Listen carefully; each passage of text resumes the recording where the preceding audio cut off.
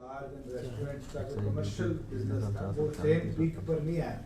उसके बावजूद भी प्रदेश के अंदर 408 करोड़ से ज्यादा का प्रदेश को इस बार एक्साइज का सेकेंड क्वार्टर में प्रॉफिट हुआ। 407 करोड़ का प्रॉफिट। प्रोक्योरमेंट के ऊपर मैं दोबारा जाते हुए एक चीज कहना चाहूँगा, कई जगह पीछे बारिश आने के कारण क्रॉप में नुकसान हुआ है। एक दो मंडियों के बारे में आज भी अखबार में छपा है। मैं आज आदेश भी जारी करूँगा कि जहाँ फसल किसान की मंडी में आएगी खराब हुई है, जैसे पहले जो अधिकारी इन्वॉल्व थे, 4 मंडियाँ तो नेमली मुझे याद है, बांस की थी, नारनौंद की थी, नगूरा की थी, उनके अंदर हमने अधिकारी सस्पेंड भी किए, कार्रवाई करके रिकवरी भी अधिकारियों से। इस बार भी अगर लिफ्टिंग की वजह से या प्रोक्योरमेंट प्रोसेस में डिले अगर किसी अधिकारी की वजह से हुआ है, किसान के दाने दाने को हम खरीदेंगे, उनके खिलाफ सख्त से सख्त कार्रवाई हम करने का काम करेंगे। राहत की बात ये किसान के लिए या सिर्फ कार्रवाई करने के लिए?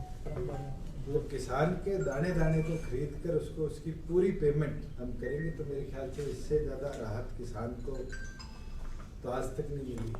ये तो पिछली बार लस्टर लॉस के नाम पर दशकों में ये रहा है कि किसान की जेब से पैसा काटा जाता था, मगर 160 करोड़ के आसपास का लस्टर लॉस का जो वीट का था उसको भी स्टेट गवर्नमेंट ने बेयर करने का काम किया, तो जिसका फायदा सीधा किसान को मिला। कितना सही? 160 करोड़ के लगभग। पैडी प्रोक्योरमेंट कब से बंद कर रहे हैं सर? अगर आज और कल के अंदर 25,000 MT से कम आवक पड़ोस के राज्यों की हो, लगभग हमारे जितने रजिस्टर्ड फार्मर्स थे उनने अपनी क्रॉप को सेल कर दिया है। अगर पड़ोस के राज्यों से आवक कम होती है तो फिर अगले 2 दिन बाद ही निर्णय हम लेंगे कि पैडी प्रोक्योरमेंट को बंद करें। सर, पड़ोस के राज्य 25 लाख मैट्रिक टन अभी तक आ चुकी है। टोटल प्रोक्योरमेंट जो स्टेट में आई है वो आई है 55.7 लाख। पड़ोस के राज्यों में से कितनी आई है? पड़ोस के राज्यों में पंजाब कल आई है कम आवक 25,000 MT।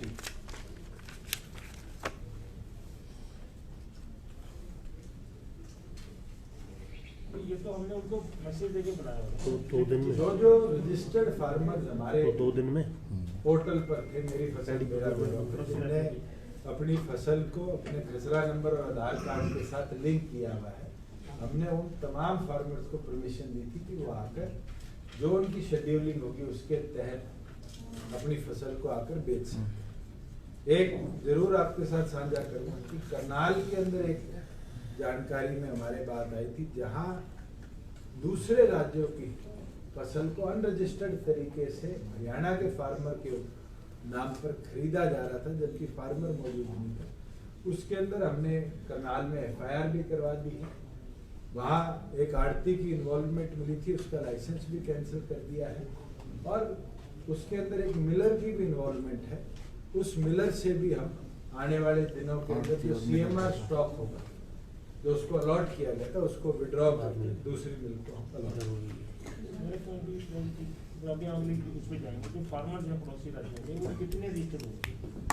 आपको एग्जैक्ट डाटा मैं शेयर करूँगा, कई दिनों से प्रोक्योरमेंट चल रही है। एग्जैक्ट डाटा जो पड़ोसी राज्यों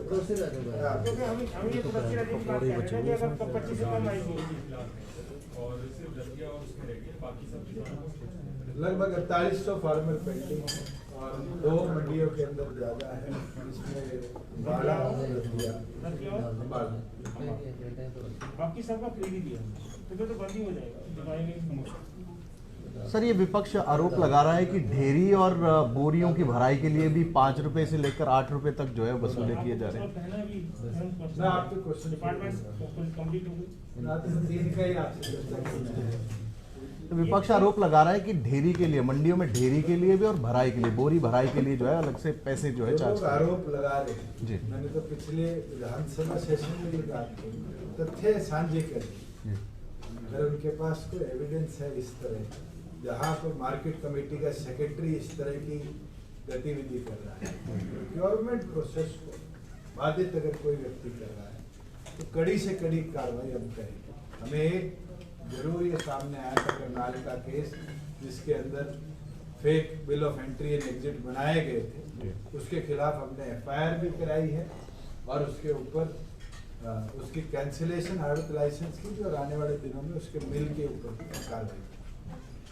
हम ये बात सुन के डॉक्टर उसको कंप्लीट कर लेते हैं। टोटल रजिस्टर्ड कितने हुए थे विदेश में, दूसरा राज्यों के किसान टोटल कितने रजिस्टर हुए थे? एग्जैक्ट नंबर मैं आपको नंबर देता हूँ, मैं आपके साथ एग्जैक्ट नंबर, कितना आवक हुआ है, कितनी पेमेंट हुई है, मैं साथ। और इनको हमने केवल कल ही कल वाले दिन में 25,000, तो हमने इनको अलाउ कब किया था? उनको तो हमने 1 तारीख से 1 नवंबर से चल रहा है मैसेज करके, जैसे हरियाणा के लोगों को लाते हैं इसी को मैसेज करके बुलाते हैं। What is the major factor कि last year के comparison में procurement इस बार कम हुआ है? Major reason क्या है? 2 मेजर रीजन है। एक तो लोगों ने सुपर फाइन और कॉमन वैरायटी की बजाय क्रॉप डाइवर्सिफिकेशन बाजरा पे, बासमती पे ज्यादा करी है। दूसरी चीज, इस बार गोश्त परचेजेस बिल्कुल प्रदेश के अंदर कम नहीं हुई। जो पिछली बार हमने PV करवाई थी, एक बार में हमें 3 बार करानी पड़ी थी। इस बार क्योंकि ट्रांसपोर्टेशन सारा गवर्नमेंट ने हैंडल किया, उस पर कंप्लीट स्टॉपेज था। और सबसे मेजर फैक्टर ये रहा कि पंजाब हो, उत्तर प्रदेश हो, क्योंकि शेड्यूलिंग के हिसाब से प्रोक्योरमेंट करी थी, दूसरे प्रदेशों का भी जो क्रॉप थी वो हमारे प्रदेश में अनवांटेड तो या नॉन शेड्यूल्ड नहीं आ। ये सर बारिश से जो नुकसान हुआ है फसल को, उसमें कुछ गिरदावरी वगैरह की? सिर्फ 2 जिलों का मेरे संज्ञान में आया है, जिसमें ओलावृष्टि हिसार में हुई है, डिप्टी कमिश्नर हिसार, और थोड़ी बहुत भिवानी जिले के अंदर हुई है। दोनों डिप्टी कमिश्नर को कह दिया गया है कि वो अपने लेवल पर एक वेरिफिकेशन क्रॉप की कराकर उसकी रिपोर्ट स्टेट लेवल पर सबमिट करें। एक विषय अंतिम चरण में पहुंच गया में, क्योंकि उसका 11% आ गया था। एक पॉइंट सिर्फ ये रह गया था, जो आपने कहते हैं L1 और L13 का जो कम या ज़्यादा स्टॉक पाया गया था, उसका हम कड़ा जुर्माना लगाएंगे। CM साहब ने भी प्रेस कॉन्फ्रेंस में विधानसभा के बाद कहा। अब हमें एक का 2 का डाटा फील्ड से पता लग रहा है कि सिरसा में इतना कर दिया, तो हमारे पास अब टोटल क्वांटिटी कम या ज़्यादा कितनी पाएगी और कितना अब हरियाणा सरकार ने उनको जुर्माना कैसा है? सारे DTCs को जिस L1 L13 के अंदर स्टॉक की कमी, क्योंकि उसके अंदर पर्सनल हेयरिंग DTC लेवल पर देनी पड़ती है, उनकी रेगुलरली पर्सनल हेयरिंग चल रही है और साथ के साथ जुर्माना किया जा रहा है। मैं आपके साथ इतना जरूर कर सकता हूँ कि जो जुर्माना है वो 5 गुना हमने किया है। अभी 5 गुना ऑफ टोटल शॉर्टेज अगर उनके पाई जाती है, जो एक्साइज उनके ऊपर ड्यूटी लगती है, उसका 5 टाइम्स हम जुर्माना कर रहे हैं। 48 करोड़ रुपया, जो 84 करोड़ रुपया पेनल्टी लगी है, उसके अंदर हमने अभी तक लगा दिया, बचा हुआ पेनल्टी है। तो कुल मिला के 84 करोड़ रुपए का जुर्माना हमने लगाया।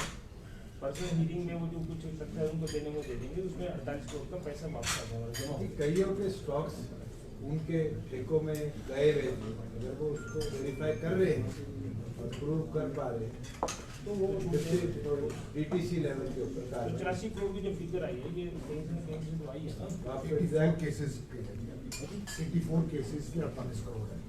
84 केसी जब कोड 87 L1 L13 है जिसके ऊपर कार्रवाई चल रही है। उसके ऊपर अब तक जो कार्रवाई हुई है वो 48 करोड़ रुपए के लगभग। सर 19 केसेस पेंडिंग है, अभी 47 डिसाइड हो गए। आपको मैं दे दूंगा, चलो 19 केसेस डिसाइड हो गए हैं, 19 बाकी बचे। बस आपने फतेहाबाद का केस देखा होगा जिसके अंदर 1 करोड़ से ऊपर की पेनल्टी हमने फतेहाबाद इनको अपील का भी टाइम है। ठीक है, वो तो जो प्रोसेस होगा उस प्रोसेस से अपना देगा। लेकिन ये है कि अभी ये तो पेनल्टी होगी ना कि इन्होंने शराब बेची है वहाँ से लॉकडाउन के दौरान। शॉर्टेज है, किसी के एक्सेस की है उसके भी पेनल्टी आज टाइम की नहीं फालतू कहाँ से आ गई उसके पास, ये वो दोनों किसी ने आज का विषय एक से दूसरे ने लिए हम जानना ही चाह रहे हैं। जो पहले विषय है इसको आज कंप्लीट आप करना चाहें कर सकते हैं। पुलिस ये अपनी लॉकडाउन कार्रवाई के कर रही दौरान पुलिस कार्रवाई अलग विषय है। ये शराब कहीं से तो बन के आई ना, पुलिस ने तो बनाई नहीं। उनके पास जो एक्स्ट्रा ही है वो कहीं से पुलिस से बन के आई है, और जो उसके पास आती थी वो कहीं गायब हो गई। जो आप बात कर रहे हैं, किसी एक एलिमेंट से दूसरे एलिमेंट के अंदर पॉजिटिव स्टॉक शेयर हुआ है, उसके ऊपर भी उसको पर्सनल हेयरिंग देने का हमें मौका दिया जाता है। कभी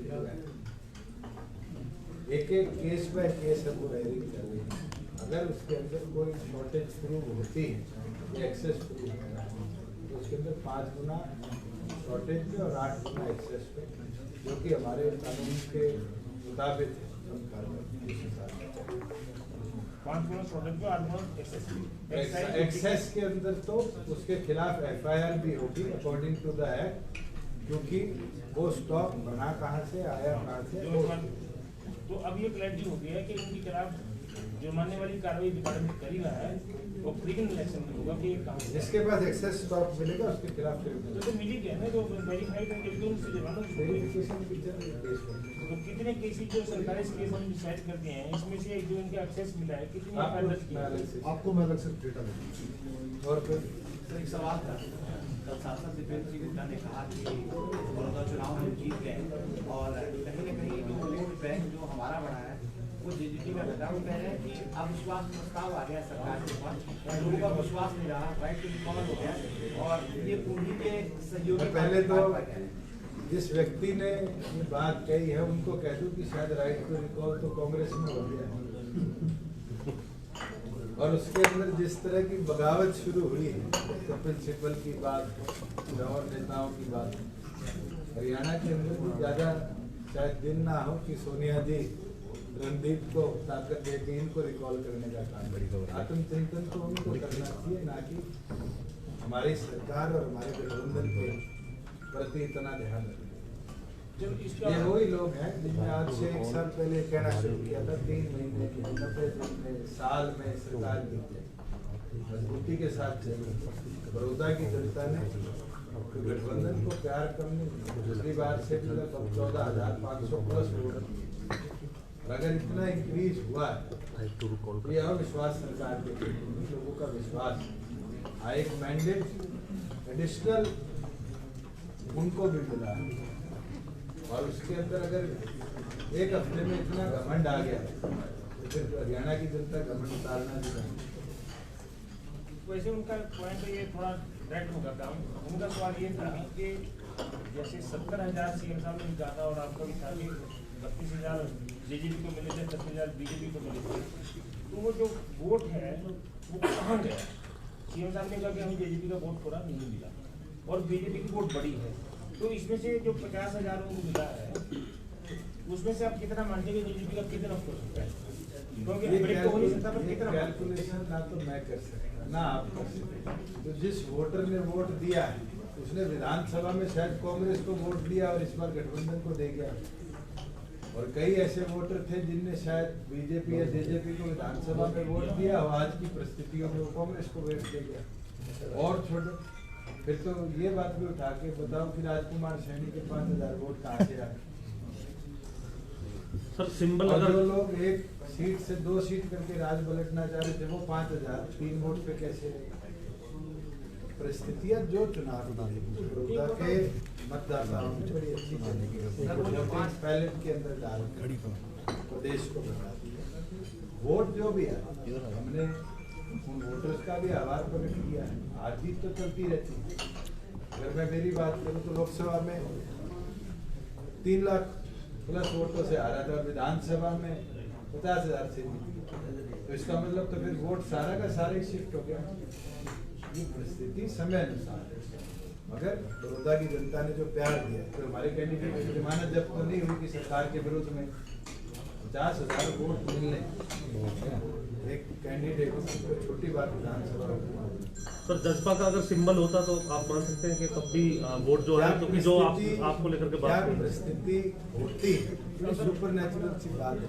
मुझे लगता है इस डिबेट पे ना जाके उन लोगों का धन्यवाद कर दे तो बेहतर है। सर एक सवाल और था, कल प्रेस कॉन्फ्रेंस में अभय सिंह चौटाला ने कहा कि बीजेपी ने हमारे परिवार को खत्म किया, हमारी पार्टी को खत्म कर दिया, अब वही बीजेपी वाले जो है जेजेपी को खत्म करेंगे, आपको कोई कमेंट? नॉन सीरियस पॉलिटिशियंस पे टिप्पणी की है। सर आपके पास पंचायत के जो काम है वो रोक दिए गए हैं 2 महीने बाद चुनाव है। काम नहीं रोके गए, जो आपको जो करेक्ट उनकी वित्तीय परमिशन है वो देनी पड़ेगी। जो आपने सर नया प्रावधान किया 50% भागीदारी सुनिश्चित किया, ये प्रोसेस के लिए दोबारा ड्रॉ करवाए जाएंगे या फिर जो पहले ड्रॉ हुआ है ड्रॉ फ्लोट का? अभी महामहिम के पास बिल है, महामहिम की तबियत दुरुस्त हो जाए, रूल्स ड्राफ्ट हो जाए और उसके बाद जो भी प्रोसेस होगा अलॉटमेंट का वो इलेक्शन कमीशन को हम कर देंगे। जो आपने बताया सर कि आपने जो वित्तीय पावर जो है वो डायरेक्ट लेवल पे की है, वो थोड़ा स्पष्ट करवा सर कि क्या सिर्फ 2 चीजों के ऊपर हमने आज से प्रतिबंध लगाया है। पहला कि कोई भी फिक्स डिपॉजिट जो है वो जो सेक्रेटरी लेवल पर, वीडियो लेवल पर, डीसी लेवल पर परमिटेड था खोलने के लिए, अब वो सारा स्टेट लेवल पर परमिटेड होगा, जिसमें ग्राम सभा या ग्राम पंचायत के रेजोल्यूशन आए। और दूसरा, जो पंचायत फंड्स हैं, डेवलपमेंट वर्क्स नहीं रोके जा रहे, पंचायत फंड्स की यूटिलाइजेशन के लिए पहले सेक्रेटरी और सरपंच दोनों, क्योंकि को सिग्नेटरी थे, वो साइन करके पंचायत के फंड को गलियों के निर्माण के लिए और निर्माण के लिए यूटिलाइज कर सकते थे। क्योंकि अंतिम महीने हैं, इसके अंदर वो परमिशन आपको सीईओ पंचायती राज जो जिला परिषद सीईओ है उससे लेंगे। सर जीएसटी को लेकर के भी आपने बात बताई है, स्टेट का जो जीएसटी सेंटर से जो आना है उसका अभी क्या स्टेटस है?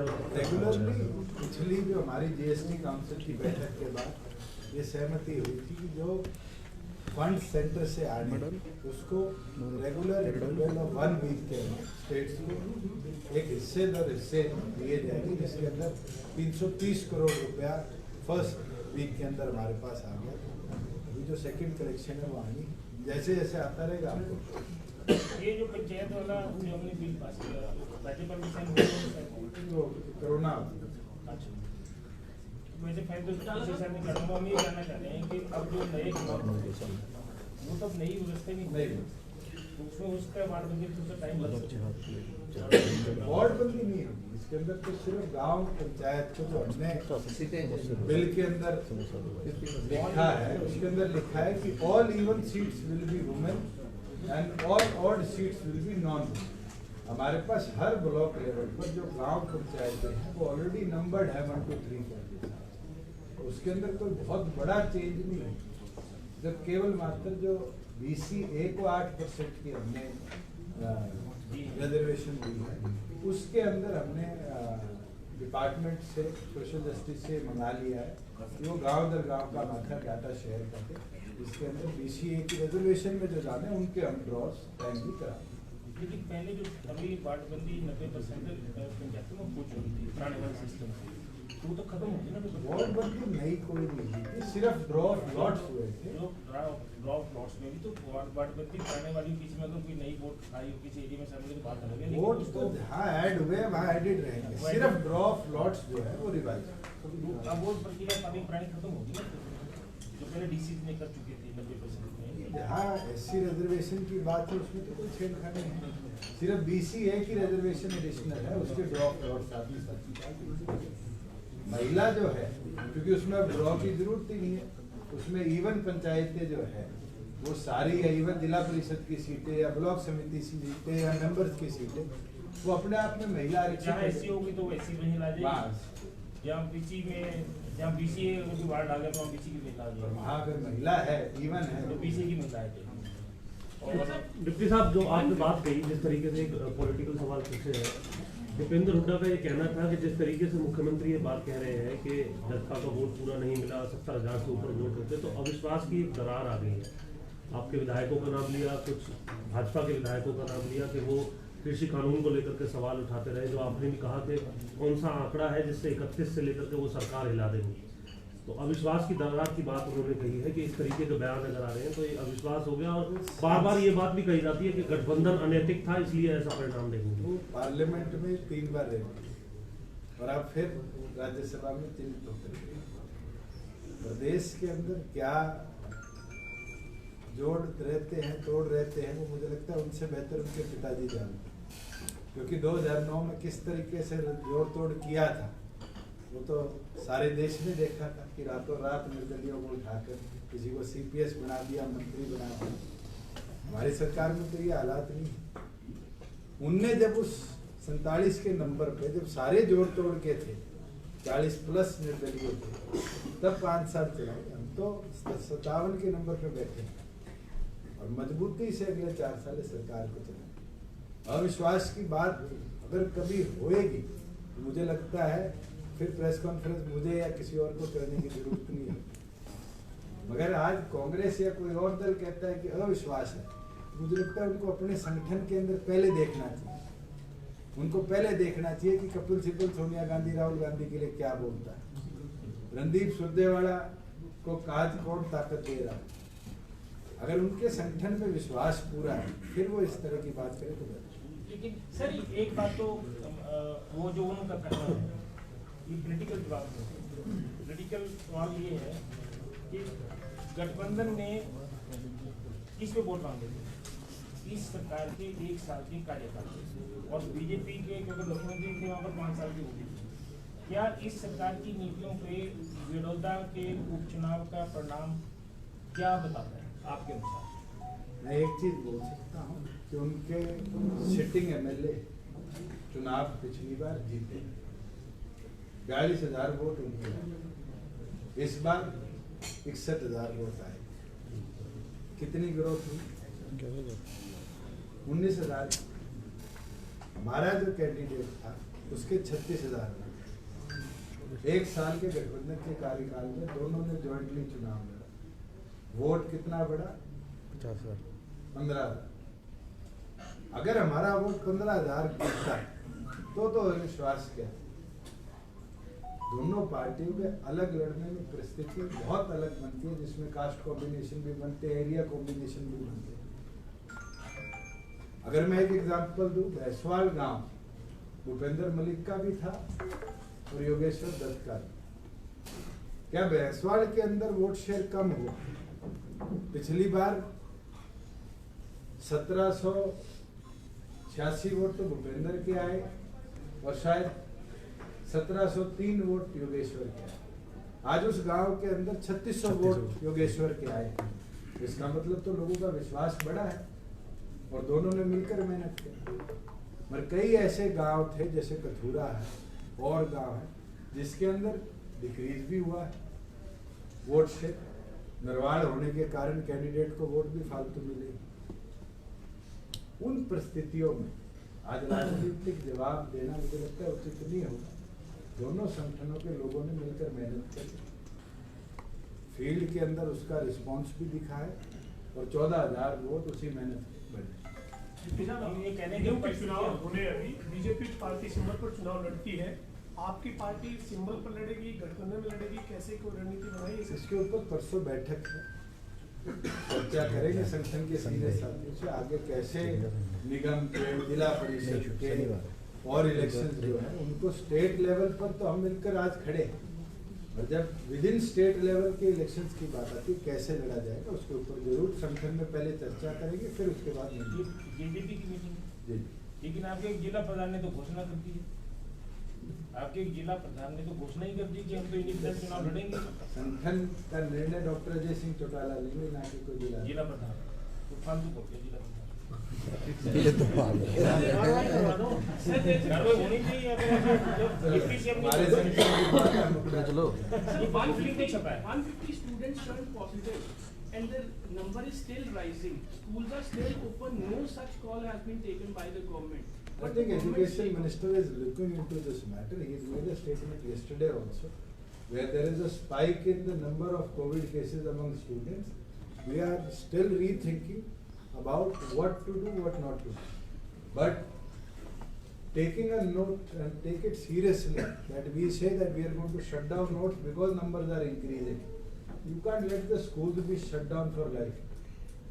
Till the vaccination comes, this was a mindset when industry was open way back in May, that industry क्यों खोल रहे हो, लोगों के कोरोना हो जाएगा। आज इंडस्ट्री भी चल रही है, they are running successfully, we are getting the taxes, I have shared the numbers with you, and I think it is high time we get back to normal life. Yes, precautions are to be taken, For precautions, we have issued SOPs in schools as well as industry. Industry has successfully taken the concern of the SOPs. Schools will also follow them, and we have to think which class we have to start from. Yes, primary schools cannot be open as of today, but yes, where board exams are due in February and March, we have to take a serious note, because education cannot be stopped. हम लोग तो पढ़कर आज आप पत्रकार बन गए, मैं राजनीतिक आदमी बन गया। अगर एक एक जनरेशन को एक एक साल का एजुकेशन गैप दे दिया तो शायद हमारे देश का आने वाला इंफ्रा भी धीरे धीरे स्लो हो जाए। ये सर पंचायत चुनाव कब तक एक्सपेक्टेड है? जो हाई कोर्ट की एक जजमेंट थी, जिसके अंदर जब इन लोगों के रिजल्ट आने के बाद इनको और दिलाई दी थी, उसके अनुसार जनवरी एंड फरवरी के अंदर पंचायत इलेक्शन हमारे प्रदेश के ड्यू। एक आपने इंडस्ट्रियल पॉलिसी कुछ कह रहे थे जो 5 साल की पीरियड के साथ खत्म हो गई थी पिछले वाली, तो अब लेके आनी तो जो नई इंडस्ट्रियल पॉलिसी है, हम उम्मीद करते हैं कि अगली कैबिनेट की बैठक में उसको हम लेकर जो पड़ोसी राज्य है वहाँ पर कोरोना के बढ़ते केसों को देखते हुए बाजार बंद करने की तैयारी कर रहे हैं। सरकार ने प्रस्ताव दे दिया, उपराज्यपाल की बाजार बंद कर दिया, बहुत ज़्यादा स्थिति जो है ध्यान में। तो अगर वो बाजार बंद हो जाता तो जाहिर तौर पर हरियाणा के आसपास के इलाकों को फर्क पड़ेगा, क्योंकि जो मेन मार्केट है वो दिल्ली से आसपास के ले जाते हैं। आप इन चीज़ों को कैसे देखते हैं? क्या दिल्ली के बाजार बंद होने चाहिए, नहीं होने चाहिए, उसका क्या हरियाणा देखिए, जो बेसिक नेसेसिटी की चीज़ें, एसेंशियल आइटम है, वो तो दिल्ली भी बंद नहीं कर सकती, मगर जो लेजर की चीज़ें जरूर उस पर प्रतिबंध लगा सकते हैं। हरियाणा प्रदेश में आज ऐसी स्थिति नहीं है कि हमें बंद करनी पड़े। अगर दिल्ली बंद होता है तो शायद हरियाणा का ट्रेड बढ़ेगा। और हमने पीछे भी देखा, जब कोविड के बाद हमने हरियाणा के अंदर परमिशन दी थी शॉप्स को, तो लोगों ने हरियाणा आकर शॉपिंग शुरू करी थी, मगर हमें फिर बॉर्डर सील करने पड़े थे क्योंकि कोविड का इन्फेक्शन ज़्यादा फैला। आज हमारे प्रदेश में लगभग 2000 के आसपास एवरेज केसेज आ रहे हैं। एक केस मॉनिटर है, बड़ा अच्छे तरीके से हेल्थ डिपार्टमेंट काम कर रहा है, रेगुलर मॉनिटरिंग चल रही है, रिकवरी रेट भी बहुत बेहतर है। मगर SOPs जो है उनको हम रेगुलरली मॉनिटर कर रहे हैं, अमेंड कर रहे हैं। आने वाले समय में उसको कैसे और टाइट किया जाएगा उसके ऊपर प्रदेश सरकार फिर समय अनुसार ठीक है।